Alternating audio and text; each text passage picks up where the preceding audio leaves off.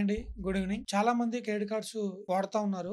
అవి ఎలా వాడాలి? ఒక టైం ప్రకారంగా వాడకపోతే సిబిల్ ఎలా ప్రాబ్లమ్ అవుతుందనేది తెలుసుకుందాం. హాయ్ అండి సంటి గారు. హాయ్ అండి వెంకటేష్. ఇది చాలా మంది క్రెడిట్ కార్డ్స్ వాడుతున్నారు. అవునండి. వాళ్ళ క్రెడిట్ కార్డ్స్ ఎలా వాడాలి ఏంటో తెలియక వాళ్ళకి నచ్చినట్టు విధంగా యూజ్ చేస్తున్నారు. దానివల్ల వాళ్ళ సిబిల్ ప్రాబ్లమ్ అవుతుంది.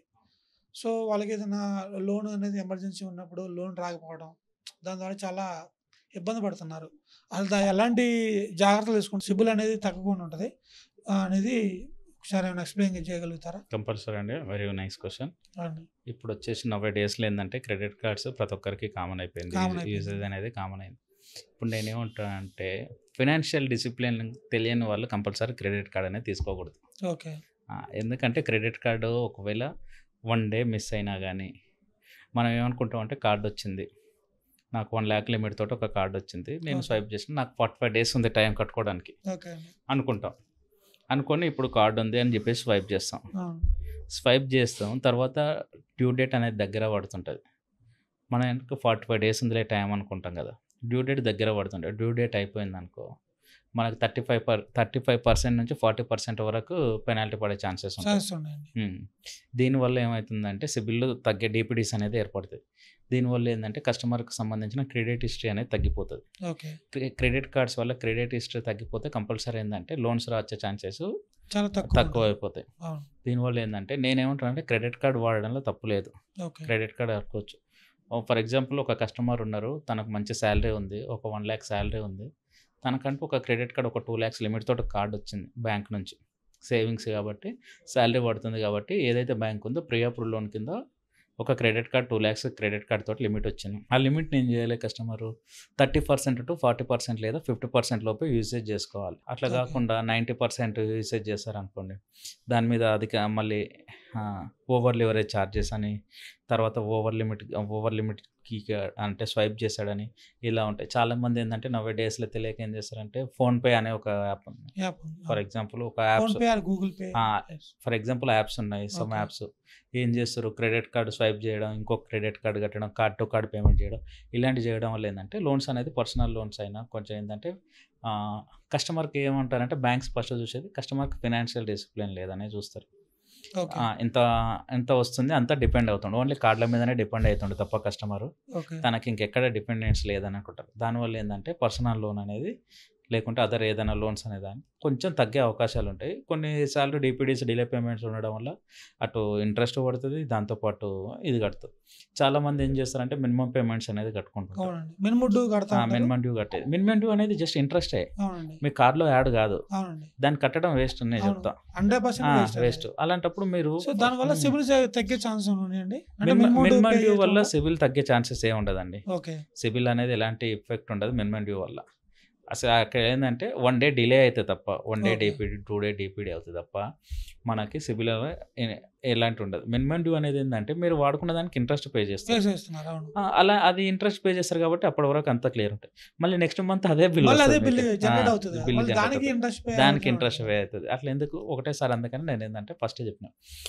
ఒక కస్టమరు 2,00,000 కార్డ్ వస్తే దాంట్లో ఒక 50% టు 60% యూసేజ్ చేసుకున్నారనుకో అవును. 1,00,000 సాలరీ ఉన్నప్పుడు 60,000 కట్టుకోవాలంటే కట్టుకోగలుగుతాడు. అవునండి. 1,00,000 సాలరీ పెట్టుకొని 2,00,000 కట్టుకోవాలంటే కట్టుకోలేడు. కట్టుకోలేరు. దీనివల్ల ఏందంటే కస్టమర్‌కి బర్డెన్ అయిపోతది. దానివల్ల ఏందంటే డీపీడీస్ డిలే పెరుగుతది. దీన్ని క్లోజ్ చేయడానికి కస్టమర్ పర్సనల్ లోన్‌కి మళ్ళీ వస్తారు. పర్సనల్ కోసం. ఇది ఇక్కడ డీపీడీస్ ఉన్నాయి. ఉన్నాయి. దీన్ని చూసి ఇక్కడ పర్సనల్ పర్సనల్ లోన్ నుంచి స్టక్ అయిపోతాయి. స్ట్రక్ అయిపోతది. ఇలా చాలామంది ఏందంటే ఇట్లా ఈ అవేర్‌నెస్ లేకుండా చేసే పొరపాటు అనేది క్రెడిట్ కార్డ్ చేయొద్దని నేను చెప్తా ఓకే. 100%. అంటే ఇప్పుడు చాలా మంది నేను చూస్తా ఉన్నానండి. ఇప్పుడు సాలరీ 1,00,000, 80,000, 70,000 అలా ఉన్నవాళ్ళు ఒక్కొక్కరి దగ్గర ఒక 4, 5 కార్డ్స్ ఉంటున్నాయి. వాళ్ళకేమో వాళ్ళు యూటిలైజ్ చేసేది 4,00,000, 5,00,000 యూటిలైజ్ చేస్తున్నారు. సో, ఈ పేమెంట్ ఒకేసారి కట్టలేకపోతున్నారు. వీళ్ళేం చేస్తున్నారు ఒక కార్డ్ నుంచి ఇంకో కార్డ్‌కి స్వైప్ చేయటం గానీ, అట్లా ఫోన్‌పే ద్వారా అమౌంట్ తీసుకోవడం గానీ జరుగుతుంది. సో, అలా స్వైపింగ్ చేసినప్పుడు గానీ, ఫోన్‌పే ద్వారా తీసుకున్నప్పుడు గానీ ఏమన్నా పర్సనల్ లోన్స్ వస్తదా? పర్సనల్ లోన్స్ కానీ, బిజినెస్ లోన్స్ కానీ సంథింగ్ వాళ్ళు ఏదైనా లోన్స్ కావాలంటే వస్తది మీ దగ్గర. ఇప్పుడు దీంట్లో ఇంకొకటి నువ్వు గమనించేది ఏంటంటే వెంకీ గారు, ఇప్పుడు బ్యాంకింగ్ ఇప్పుడు ఏదైతే స్వైప్ చేస్తారో క్రెడిట్ కార్డ్ నుంచి హ్మ్. అవనేది బ్యాంకింగ్‌లో ట్రాన్సాక్షనే ట్రాన్సాక్షన్ కనిపిస్తాయి. కనిపిస్తది. ట్రాన్సాక్షన్ కనిపించినప్పుడు లోన్‌కెళ్ళినప్పుడు కస్టమరు ఆల్రెడీ కార్డ్స్ రొటేషన్ చేస్తుండనేది ఒక ఇంటెన్షన్ అనేది ఆడ ఉంటది క్రెడిట్‌కి. కనిపిస్తది అక్కడ. ఎందుకంటే మనం బ్యాంక్ స్టేట్మెంట్ తీసి అవును. అనవసరమైన నారేట్స్ ఉండొచ్చు సార్. ఎట్లా అంటే ఇప్పుడు మనకు రమ్మీ సర్కిల్ అని చెప్పేసి, తర్వాత వేరే స్టాక్స్, స్టాక్ మార్కెట్ స్టాక్ గాని మార్కెట్స్, యాహ్! లేకుంటే individual funds, app loans, games ఆడటం. గేమ్స్, ఆ! యాప్ లోన్స్ ఇండివిజువల్‌గా ఏందంటే యాప్ లోన్స్ అనేది ఎక్కువ రావడం. రూ. 1000, అవును. 1000, 2000, నిజంగానే 3000. చాలా హ్మ్. మంచి క్వెషన్ చేశారండి నన్నే మీరు. హ్మ్. సో, ఇక్కడేందంటే చాలా మంది చిన్న చిన్న యాప్ లోన్స్ కూడా తీసుకుంటున్నారు. అంటే 10,000, 5,000, హ్మ్. 2,000, 1,000 అని. అదే అది మోర్ ఎంతవరకు మోర్ కరెక్ట్ అంటారు? లేదు అది చాలా తప్పు అది. ఓకే. ఎందుకంటే మోర్ ట్రాన్సాక్షన్స్ మీకు కనిపిస్తున్నాయి అనుకో, అప్పుడు అవును. ఏమనుకుంటాడు customer depending only app loans, only అవును. Credit cards, okay. Only some అంటే కస్టమర్ ఈ స్టెమినా ఇంతవరకే ఉంది. ఇంత మించి ఇంతవరకు దాటితే ఆయన కట్టే దాటితే స్థితిలో లేడు అనేది మీకు అసలు అర్థమైపోయింది. ఇవ్వరు. అసలు ఓకే. ఎందుకంటే కస్టమర్‌ని అప్పుడే బ్యాంకింగ్ బట్టి చెప్పొచ్చు. ఫైనాన్షియల్ డిసిప్లిన్ ఉన్నాడా లేడా. ఓకే. ఓకే. ఇప్పుడు ఒక బ్యాంక్ స్టేట్మెంట్ తీసాను సార్. Salary okay. పడుతుంది. దాని తర్వాత ఇర్రెస్పాన్స్ ట్రాన్సాక్షన్స్ ఉన్నాయనుకోండి. రమ్మీ సర్కిల్ అని గాని, లేదంటే మనకి మామూలుగా యాప్ లోన్స్ గాని, అట్లా ఎందుకు ఒక 10 యాప్ లోన్స్ తీసుకునే బదులు ఒక పర్సనల్ లోన్‌కి అప్లై చేసుకోవచ్చు కదా తీసుకుంటే కస్టమర్‌కి. అయిపోతది. చిన్న చిన్న ఏందంటే మల్టిపుల్ ట్రాన్సాక్షన్స్ అనేది బ్యాంకింగ్‌లో అవునండి. ఉండొద్దు. ఇక్కడ ఏందంటే సిబిల్‌లో కూడా పే చేయి అనేది ఎక్కువ అయితా ఉంటది తప్ప వాళ్ళకి యూజ్ ఏమి ఆ! ఉండదు. అదే ఏందంటే సమ్ యాప్స్ ఏందంటే కొన్ని యాప్స్ ఏందంటే జెన్యూన్ యాప్స్ ఉండవు. మనం ఒకసారి ఏదన్నా యాప్ మనం లోన్ యాప్ ఏదైనా చేసుకున్నాం అనుకో, చిన్న చిన్న యాప్స్ ఓకే. మనకు అన్ని పర్మిషన్స్ ఎళ్తాయి. మన కాంటాక్ట్స్ ఎళ్తాయి. మనది ఎక్కడ బయోడేటా మొత్తం నోటిఫికేషన్స్ ఎళ్తది. వెళ్ళిపోతది. ఎళ్ళిపోతది. ఇన్ కేస్ ఒక్క ఈఎంఐ ఏదైనా మిస్ అయినా గానీ, మన ఫ్యామిలీ వాళ్ళకైనా, మనకైనా ఇట్లా మల్టిపుల్ కాల్స్ ఎళ్తుంటాయి. మీ అబ్బాయి పలాని మన కస్టమర్ తీసుకునేది ఆడ ఎంత ఉండదు. రూ. 1000, 2000 ఉంటది. అవునండి. ఎగ్జాక్ట్‌లీ. కస్టమర్‌కి ఒక్కోసారి అవేర్‌నెస్ ఉండదు. నేను దీంట్లో తీసుకున్నాను. అన్ని లోన్స్ ఉన్నప్పుడు ఏదో ఒక లోన్ మిస్ అవుతది. ఒక 10 యాప్ లోన్స్ తీసుకున్నప్పుడు ఏదో ఒక లోన్ మిస్ అయితది. నాకుందా లేదా అని చెప్పేసి. అలాంటిది ఏందంటే కస్టమర్ మిస్ అయినప్పుడు ఏమైతది, కాల్స్ ఎళ్తాయి. కస్టమర్ ఏదో వర్క్‌లో ఉండి లిఫ్ట్ చేయలేదు. మల్టిపుల్‌గా ఇంట్లో వాళ్ళకెళ్తాయి, రిలేషన్‌కెళ్తాయి. మీ వారు లోన్ తీసుకున్నారు మీ అబ్బాయి. ఇదంతా ఎందుకు నేననేది ఏందంటే కొంచెం ఫైనాన్షియల్ డిసిప్లిన్ ఉంటే సాలరీ వచ్చినప్పుడు అనవసరమైన ఖర్చులు కాకుండా ఏదైతే ఉందో దానికి పెట్టుకుంటే లిమిట్ బెస్ట్. ప్రకారం చేసుకొని లిమిట్ వాళ్ళ ప్రకారం పెట్టుకుంటే పేమెంట్‌లు కట్టుకుంటే బెటర్. మీరనేది ఇంతకుముందు ఇట్లా మల్టిపుల్ కార్డ్స్ అని అన్నారు. అవునండి. కొందరికి మల్టిపుల్ కార్డ్స్ ఉంటాయి. ఏదంటే ఆ కార్డ్స్ అనేది ఏంటి సార్, వాళ్ళ సాలరీ బట్టి క్రెడిట్ హిస్టరీ బట్టి కార్డ్స్ అనేది వస్తది. ఇప్పుడు 750 అబోవ్ సిబిల్ ఉంది ఒక సాలరీ ఎంప్లాయీకి. ఇప్పుడు ఫర్ ఎగ్జాంపుల్ ఒక బ్యాంక్‌లో సాలరీ పడుతుంది. ఆ ఓకే. బ్యాంక్ వాళ్ళు 3 మంత్స్ తర్వాత compulsory free of road credit card అని క్రెడిట్ ఇస్తారు. కార్డ్ ఇస్తారు 100%. ఓ 2 మంత్స్ వాడిన తర్వాత మనం పెట్రోల్ బంక్‌లకెళ్ళినా, షాపింగ్ మాల్స్‌లకెళ్ళినా, అవును. సార్ కార్డ్ టు కార్డ్ మీకు క్రెడిట్ కార్డ్ ఉంది కదా సార్, ఇంకో కార్డ్ వస్తది అని చెప్పేసి అంటారు. లేదంటే బ్యాంక్స్ నుంచి కాల్ చేసి సార్ మీకు ఇంకొక 2,00,000 మీకు యాడ్ ఆన్ కార్డ్ ఉంది సార్, ఒక 2,00,000 అప్రూవ్డ్ ఏంటంటే ఉంది. మీకు అది ఇది. ఏమన్నా అవైలబుల్స్ ఆ! మీకు మంచి పాయింట్స్ ఉన్నాయి పాయింట్స్ దీంట్లో. ఉంటాయి. మీకు ఒక పెట్రోల్ ఉంటది. ఆ! కొన్ని షాపింగ్ కార్డ్స్ ఉంటాయి. మూవీ కొన్ని మూవీ మూవీ టికెట్స్ వోచర్స్ ఇట్లా. ఓకే. ఇట్లాంటివన్నీ ఉంటాయి. ఈ దీంట్లో వల్ల ఏందంటే కస్టమర్ ఓకే ఇది ఇట్లా ఉంటది అన్నట్టు ఇంకో కార్డ్ తీసుకుంటాడు. ఇంకో అవును. కార్డ్. ఈ కార్డ్ వాడిండు ఫస్ట్ కార్డ్. దీన్ని ఎలా కట్టాలి? ఈ కార్డ్ నుంచి ఇంకో కార్డ్ కార్డ్ నుంచి తీసుకోవాలి. ఇంకో కార్డ్ కట్టాలి.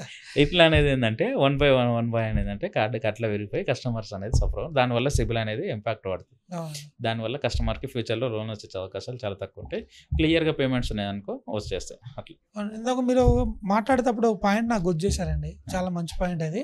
అదేంటంటే ఇప్పుడు యాక్చువల్లీ చాలామంది కస్టమర్స్ రమ్మీ ఆడటం అని, గేమ్స్ సంబంధించిన ఆడటం అని, అది సాలరీ అకౌంట్ నుంచి పేమెంట్స్ అనేది డిడక్షన్ అవుతుంటాయి. అవును. సో అలాంటి టైంలో కస్టమర్‌కి ఏమైనా లోన్స్ ప్రాబ్లమ్ అయ్యే ఛాన్సెస్ ఉన్నాయా? కంపల్సరీ అండి.